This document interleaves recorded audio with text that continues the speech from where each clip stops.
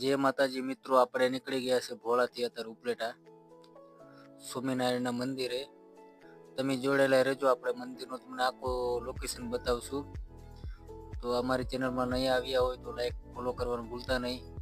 તો ચાલો મિત્રો, આપણે જઈએ છીએ અત્યારે ઉપલેટા।